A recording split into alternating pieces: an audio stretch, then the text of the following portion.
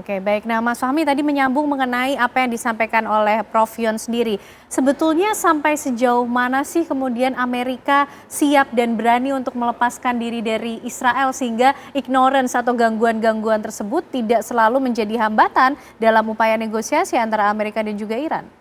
Ya sayangnya harapan kita untuk bisa mendapatkan kabar gembira agak susah ya, karena justru pemerintahan Trump ini malah memperkuat hubungan antara Amerika dengan Israel. Oke. Misalnya Februari 2025 itu ada undang-undang baru yang disahkan di Majelis Rendah dan Majelis Tinggi Amerika. Judulnya undang-undang itu United States Israel Military Defense Partnership Act of 2025. Dan perintah di undang-undang itu adalah kepada Departemen Pertahanan Amerika atau Departemen Perang Amerika agar bekerja sama dengan Departemen Pertahanan Israel dalam melakukan riset, pengembangan, tes, dan evaluasi senjata-senjata baru yang canggih. Dan ini sebenarnya sebuah ironi dan perubahan besar dari Amerika, karena dulu model-model seperti ini untuk hasil-hasil penelitian senjata-senjata yang baru dan canggih ini justru terlarang untuk diekspor, terlarang untuk dibagi kepada negara-negara. Kita tahu bahkan misalnya pesawat F-22 Raptor Amerika itu tidak pernah boleh diekspor. Itu menunjukkan bahwa Amerika itu sangat ketat menjaga kontrol terhadap senjata-senjata baru yang canggih mereka. Dulu ada kasus penangkapan Jonathan Pollard, seorang mantan Angkatan Laut Amerika yang kemudian ditangkap karena kasus penjualan rahasia intelijen Amerika. Nah, ini yang sekarang terjadi karena berubah sehingga justru malah Kongres Amerika memerintahkan Departemen Perang Amerika untuk berbagi informasi, berbagi riset dalam pengembangan itu. Selain itu juga kan dalam konteks perundingan dengan Iran ini, yang menggagalkan atau yang mendorong Amerika keluar dari JCPOA atau Joint Comprehensive Plan of Action tahun 2018 adalah Benjamin Netanyahu itu sendiri. Tanggal 8 Mei Amerika menarik diri, tahun 2018 menarik diri dari JCPOA. 5 Mei atau 4 Mei itu terjadi perbincangan antara Netanyahu dengan Trump. Jadi memang ini menjadi sebuah hal yang sangat sulit untuk diselesaikan.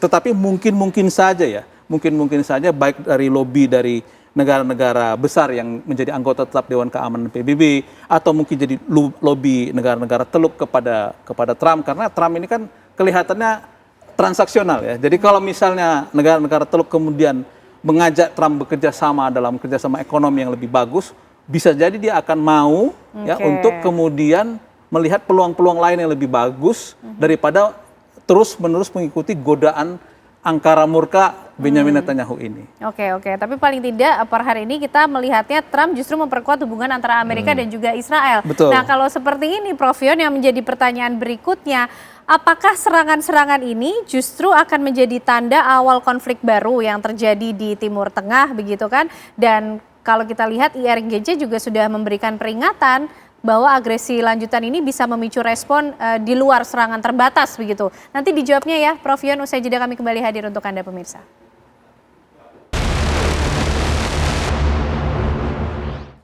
Baik pemirsa, kita lanjutkan diskusi malam hari ini melihat mengenai aksi saling serang yang masih berlangsung antara Amerika dan juga Iran. Prof. Yon, dengan kondisi seperti ini, apakah ini menjadi tanda bahwa awal dimulainya konflik baru antara Amerika dan juga Iran, atau bahkan semakin banyak negara yang terlibat dalam konflik ini, Prof?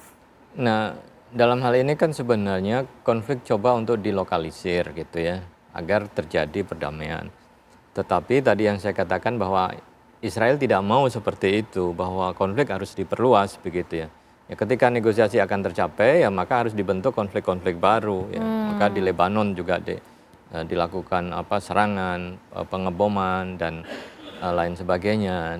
Dan cara Iran adalah kemudian ini harus jadi bagian dari negosiasi, bagian dari agreement kita ya, bahwa perang antara Amerika dengan Iran selesai, tetapi Lebanon juga harus selesai juga begitu ya. Jangan sampai kemudian dengan Amerika dengan Iran selesai, pada saat yang bersamaan kemudian Israel melakukan serangan-serangan ke tempat yang lain begitu. Nah itu saya kira komitmennya itu yang harus dilakukan. Hanya saja posisinya memang sedang tough-toughnya ya. Kalau dari sisi Trump, pendukung Trump, loyalis Trump yang rasional kan lama-lama sudah mulai meninggalkan, digantikan yang lebih konservatif, yang kemudian yang loyalis yang sangat kuat gitu ya, yang pilihannya adalah perang. Nah itu kan kalau itu yang terjadi ya bisa saja potensi untuk perang kembali itu akan terjadi. Tapi itu kan nanti akan direm, ditahan oleh Kongres, oleh kelompok-kelompok yang di luar itu atau civil society yang tidak menginginkan. Jadi kalau dilihat sekitarnya Trump memang sudah keras semua. Kaitannya dengan perang, kemudian bagaimana bahkan kan juga mulai terpikir bagaimana menggunakan senjata yang tidak pernah digunakan lagi untuk menyelesaikan masalah Iran gitu. Nah, pikiran-pikiran itu ada, tapi untungnya di Amerika sendiri juga ada kontrolnya begitu ya, pihak Demokrat atau kemudian civil society yang tidak menginginkan. Tapi kalau kondisinya hampir mirip seperti di Israel pasti akan semakin mengarah gitu ya. Hanya saja kan bedanya rakyat Amerika dengan rakyat Israel kan cukup kontras ya.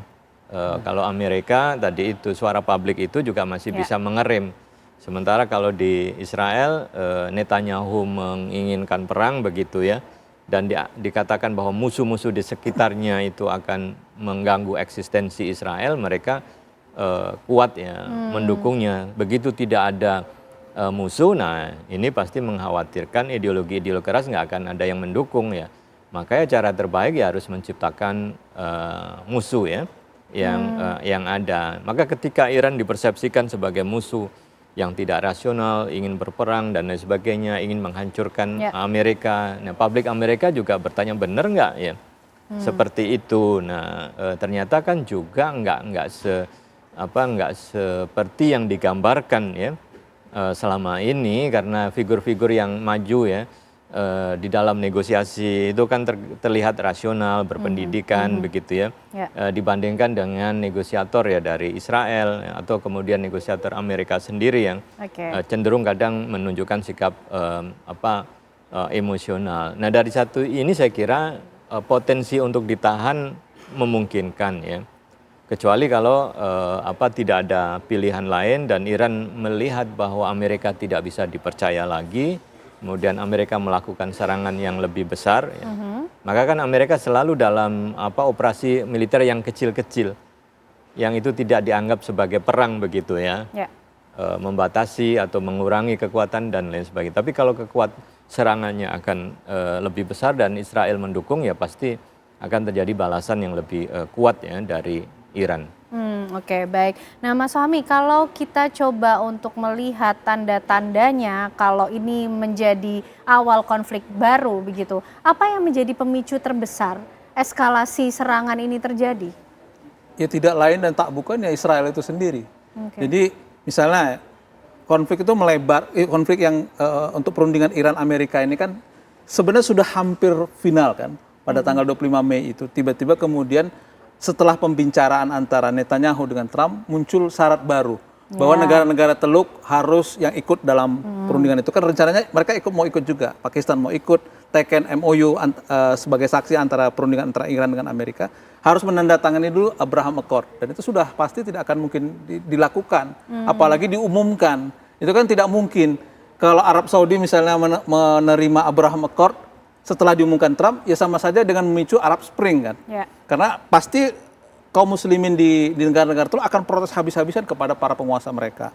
Kemudian konflik yang di Lebanon, yang menimbulkan tetap saja Israel kan. Memang beberapa kali Trump sudah meminta agar itu dihentikan. Tapi ketika Israel menyerang Beirut, Israel memperluas invasinya di Lebanon Selatan, dan problemnya adalah bahwa area operasi militer Israel di Lebanon itu ternyata banyak dari kawasan yang mayoritas dihuni oleh kaum Syiah.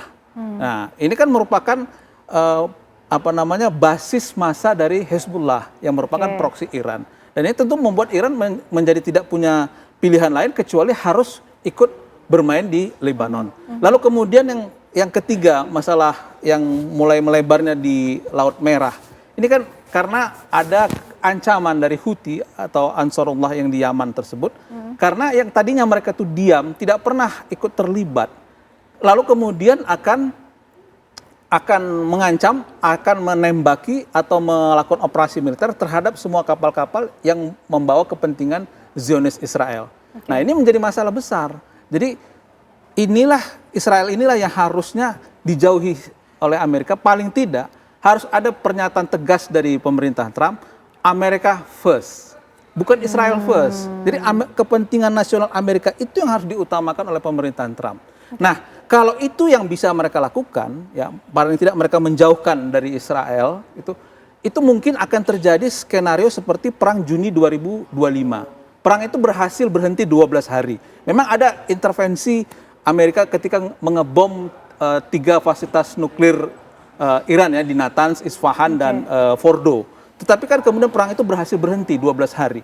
Nah, ini menunjukkan bahwa kalau perangnya itu terbatas antara Israel versus Iran gitu ya, itu relatif mudah untuk diselesaikan. Artinya Israel juga takut sebenarnya, karena mereka tidak mampu sebenarnya untuk melawan secara dalam perang yang berkelanjutan dengan Iran dan dengan negara Teluk. Tetapi kalau kemudian yang maju itu Amerika dan yang memprovokasi Israel, Israel senang banget, karena dia menggunakan tentara Amerika, dia menggunakan alutsista Amerika untuk kepentingan politik Zionis Israel. Oke, baik. Nah, ini menarik nih Prof Yon, karena kemudian dari serangan-serangan ini juga lagi-lagi saling mengancam juga terjadi, begitu juga IRGC mengeluarkan peringatan bahwa agresi lanjutannya bisa saja memicu respon di luar serangan terbatas. Yang dimaksud ini seperti apa sih, Prof?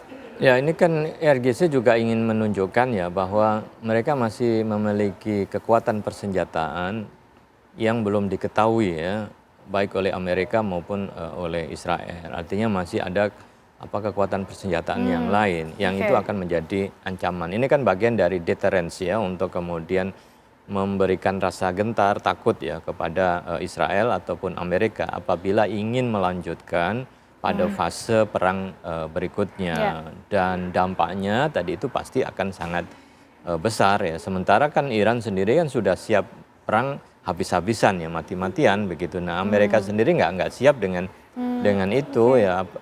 Israel juga sendiri kan juga ketika serangan balasan Iran begitu kuat juga mulai berpikir ulang ya.